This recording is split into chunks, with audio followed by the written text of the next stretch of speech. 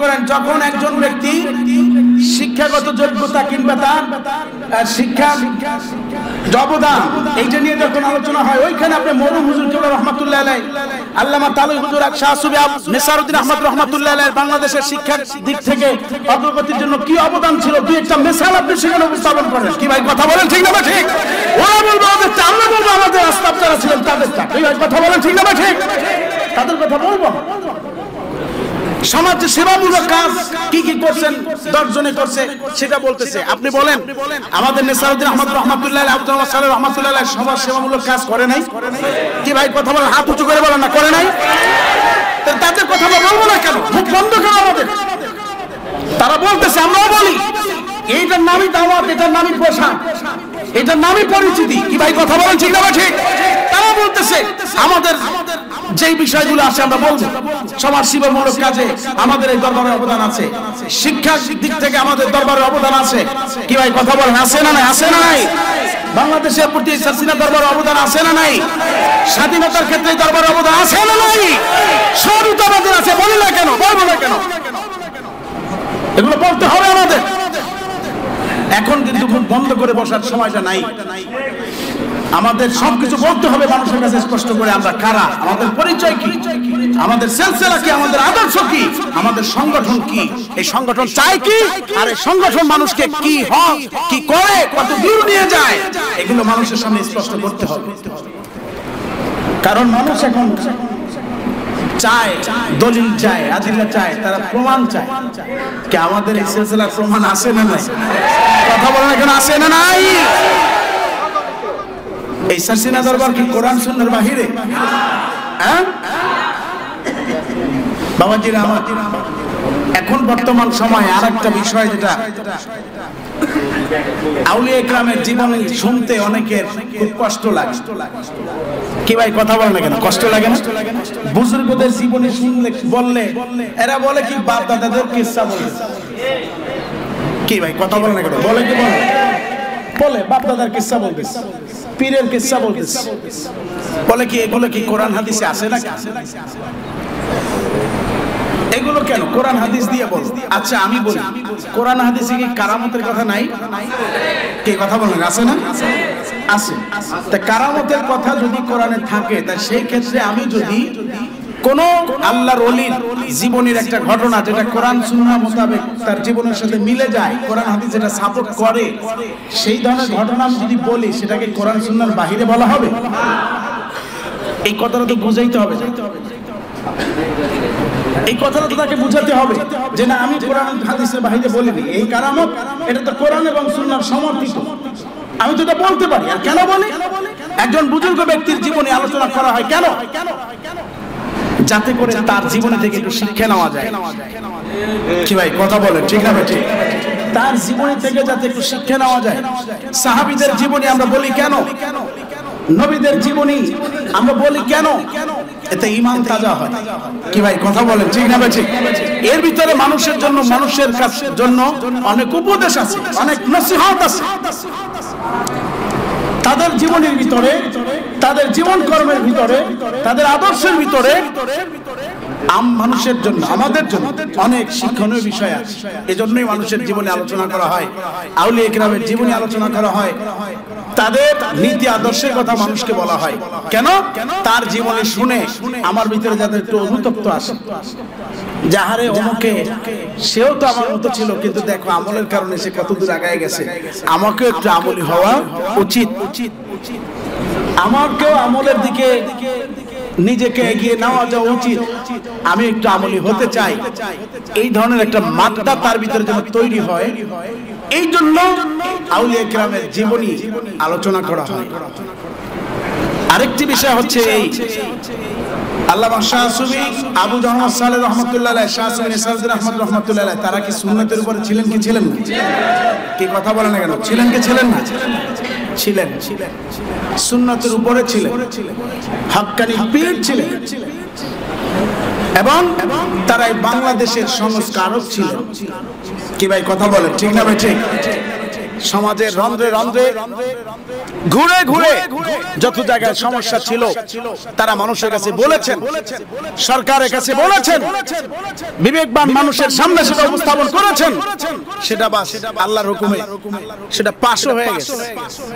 এই যে বৃহৎ খেদমতগুলো এই দরবারের সাথে যে সংশ্লিষ্ট রয়েছে, আমরা তো এই দরবারেরই ভক্ত। কি ভাই কথা বলেন, ঠিক না ঠিক? এখানে আমরা মুরিদ, কেউ বা সদস্য, কেউ বা খাদেম, কিন্তু আমাদের ভিতরে এই অলসতা যে বিষয়টা আছে এটাকে আমাদেরকে ছেড়ে দিতে হবে, এইটা থেকে কেটে উঠতে হবে আমাদের। এই যে বাংলায় যে আমরা ছোট ছাত্রদের, ছোট বাচ্চাদেরকে যে অলসতা বড় ভূত, কাঁধে যার চাপে সাদের জীবন তার যায় পরিতাপ, এই অলসতার ভূতটা কাঁধ থেকে জামাইতে হবে। এই সংগঠনের আমরা যারা সদস্য, এই সংগঠনে যারা ভর্তি হয়েছি, আমাদের প্রত্যেকের আজকে থেকে দৃঢ় একটা প্রতিজ্ঞা করতে হবে যে আমি যেই দরবারে, যেই সিলসিলায়, যে সংগঠনের সাথে জড়িত হয়েছি, এই সংগঠন হকের উপরে আছে, হকের উপরে থাকবে। অতএব আমিও যেহেতু ভালোবেসে এই সংগঠনের সাথে জড়িত হয়েছি, এসেছি, ভর্তি হয়েছি, আমার মাধ্যমে আরো 10 নয় 100 নয় 1000 লোক যাতে এই সংগঠনের স্বপ্ন এসে আল্লাহর ওলি হয়ে ফিরে যায়, প্রতিজ্ঞা নেওয়ার দরকার আছে না নাই? আমরা কেটে নিতে চাই। কে কে চাই? কে কে চাই? নারায়ে তাকবীর, নারায়ে তাকবীর। আল্লাহ আমাদেরকে কবুল করুন, বলুন আমিন। আমরা হাতি হতে চাই, শুধু আবেদ নয়। কি হব? জোরে বলেন না, কি হব? নিজের আমল করব, অন্যদেরকে আমল দিকে ডাকব।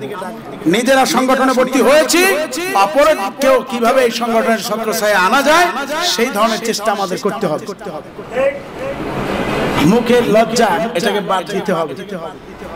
এই মুখ লজ্জাটা একটা বড় জিনিস, খারাপ জিনিস, সব জায়গায় না। আমি এই কথাটা এই জন্য বলেছি যে দাওয়াতি কার্যক্রমের ক্ষেত্রে মুখের যে একটা লজ্জা আছে, এই কথাটা কেমনে বলি, উনি আবার কি মনে করেন না, উনি যা মনে করে করি। কি ভাই কথা বলেন? উনি আমার কথা যা মনে করে করুক, যেদিকে নেয় নেই, আমার ন্যায় হচ্ছে আমি তাকে দাওয়াত দিচ্ছি। কি ভাই কথা বলে, ঠিক না ভাই? ঠিক। উনি কি মনে না করবে না করবে সেটা তার ব্যাপার। তবে হ্যাঁ, পরিবেশের খেয়াল করা দরকার, পরিবেশ বুঝে কথা বলতে হবে। এখন উনি মনে করেন একটা জরুরি কাজে আছে, উনি ওনাকে থামাই দিয়ে আপনি দাওয়াতি কার্যক্রম চালান, এতে আরো অন্যদিকে যাবে না। উনি ফিরে আছেন, বসে আছেন, আপনার সাথে 2-4-5 কথা বলতেছে, আরো 10 জনের সাথে কথাবার্তা বলতেছে, আপনিও কথার সুযোগ পাচ্ছেন, ওই সুযোগে আপনি দাওয়াত দেন। বা সে নিরিবিলি এক জায়গায় আছে, আপনি তার কাছে যান, সালাম কালাম বিনিময় করেন, এরপর আপনার আস্তে আস্তে কথার ভিতরে ঢুকে যান। ঢুকতে ঢুকতে এক সময় গভীরে যায়, তারপর তাকে দাওয়াত দিলেন। কি ভাই কথা বলেন, ঠিক না ভাই? ঠিক। এই দাওয়াতি ক্ষেত্রে কি লজ্জা করা যাবে? আমরা কি দাওয়াত দিতে চাই? কে কে চাই? আবার হাত তুলুন। নারায়ে তাকবীর। দাওয়াত দিতে চাই। তালিমি জলসা আপনাদের এলাকায় হয়, বিভিন্ন ওয়ার্ডে হয়, ঢাকা জোনে হয়, হয় না? হয়। আপনি যেখানে থাকেন আপনার আশপাশে আরো তো 2-4-10-50 জন লোক থাকে। এমন তো নয় যে আমি যেখানে থাকি ওখানে জনমানবহীন, ওখানে কোনো মানুষজন থাকে না, আমি একলাই। কি এরকম আছে কোথাও? নাই, আমার আশপাশে 10 জন আছে। যখন বের হবেন আসরের পরই খেয়াল করছেন যে তালিমি জলসা যাবেন, আপনার পাশে যার সাথে আপনি অন্যদিন চা খান, দিনে খান, সকালে খান, রাত্রে খান, ওনার সাথে না বসলে আমার মন ভালো লাগে না, এরকম তো বহুজন আছে। কি কথা বলেন না কেন? আপনার টাকা দিয়ে চা খাচ্ছেন, আপনি তার সাথে সময় দিচ্ছেন, এমনকি সে যখন বাজারে যায় অনেক সময় আপনাকে হেল্পের জন্য নিয়ে যায় যে আপনি তো আমার সাথে চলেন, সবকিছু তো চলতেছে। এইরকম 10 জন লোককে আপনি টার্গেট করেন, যাদের সাথে আপনি চা খান, নাস্তা খান, এক জায়গায় বসে কথা বলেন, একসাথে ব্যবসা বাণিজ্য করেন, এরকম 10 জন 15 জন লোককে টার্গেট করেন। একজন 2 জন 3 জন 5 জন করে করে যে আস্তে আস্তে এক একজন করে আমার সিলসিলার ভিতরে ঢুকাবো। কি যদি ইচ্ছা থাকে তাহলে এটা কি পারা যায় না? কি ভাই কথা বলেন, পারা যায় না? যার সাথে আমি সব সময় চলি তাকে যদি আমি আবদার করি, ভাই আজকে আমাদের অমুক জায়গায় একটা তালিমি জলসা আছে, চলেন, তাহলে ওনার আবদার আপনি রাখছেন, আপনার আবদার উনি ফালাইয়া দিবে? কি কথা বলেন না কেন? ফালাইয়া দিবে? ফালাইয়া দিবে না। উনিও আসলেন আপনার সাথে, ওখানে বসছে তালিম জলসা কি হয় না না হয়, কি আলোচনা হয়, কোন হুজুরে কি বলে শুনছে, ভালো লাগছে, একদিন দুই দিন তিন দিন, এরপরে কবে আমিও এই দরবারে একজন সিলসিলা বা এই আপনার সংগঠনের একজন সদস্য হতে চাই, এটা বলবে ইনশাআল্লাহ। সাসিনা দরবারে ফিরে এসে, সাসিনা দরবারে এসে হুজুর কেবলার সান্নিধ্যে বসে এই সিলসিলার কথাগুলো শুনে, এই আদর্শের কথাগুলো শুনে এই মজলিস থেকে একটা লোক ফিরে গেছে এরকম কোনো প্রমাণ নাই। কথা বলে ঠিক না ঠিক?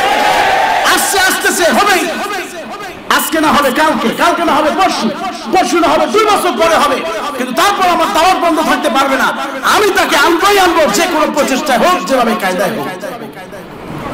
প্রতিজ্ঞা থাকা দরকার। কি ভাই কথা বলেন ঠিক না ঠিক? প্রতিজ্ঞা করতে হবে, এটাকে পুঁজি করতে হবে যে আমার একটা প্রয়োজন, আমার একটা দরকার। যদি সেরকম মন তৈরি করতে পারি ইনশাআল্লাহ পারবো, হবে।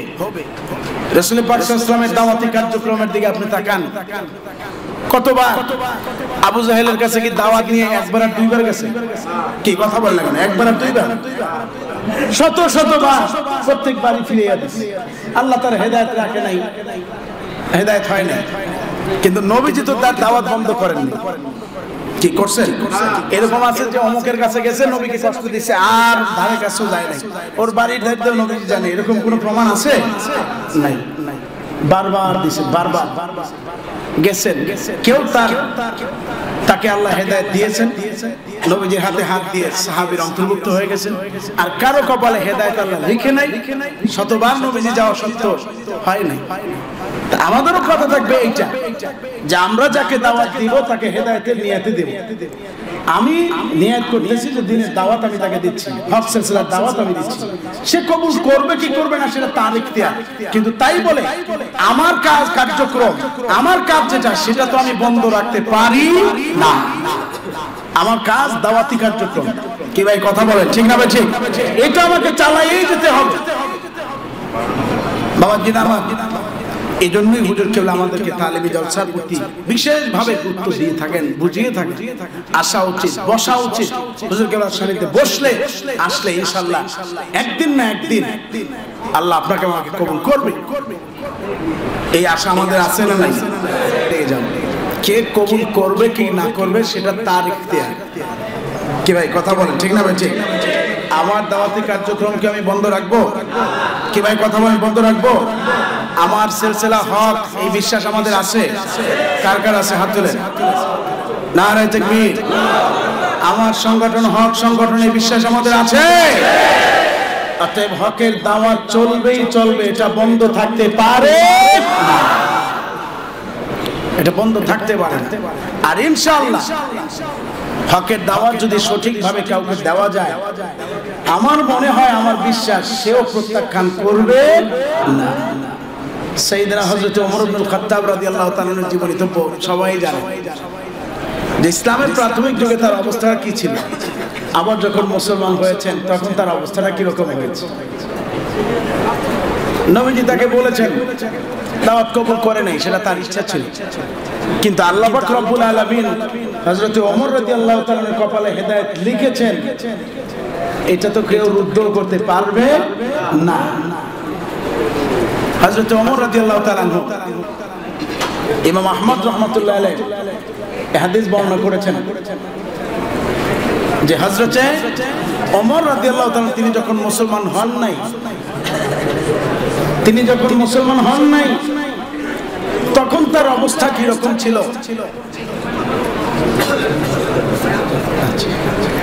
আবার যখন মুসলমান হয়েছেন তখন কি ছিল।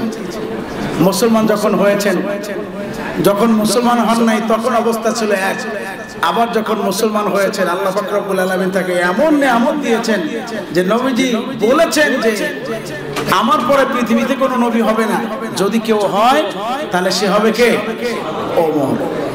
ওমর হতো। তাহলে কিরকম নিয়ামত তারা পেয়েছে। অতএব বাবাজিরা আমার, আমরা ইনশাআল্লাহ এই সিলসিলায় এসেছি, ভর্তি হয়েছি, হুজুর কেবলার হাতে হাত দিয়ে বায়াত গ্রহণ করেছি, হক জেনে, হক মেনে, হক বুঝে। কথা বলেন ঠিক না ঠিক? অতএব এই সারাটি জীবন এই হকের উপরে দায়েম এবং কায়েম থাকবো। মানুষদেরকে এর দিকে দাওয়াত দিয়ে নিয়ে আসবো, আর এর উসিলায় আল্লাহ আমাকে হাদি হিসেবে কবুল করবেন, এই তামান্না আমাদের আছে না নাই? কার কার আছে? নারায়ে তাকবীর, শাসিনা দরবার শরীফ, আমির হিজবুল্লাহ হযরত পীর সাহেব হুজুর কেমন।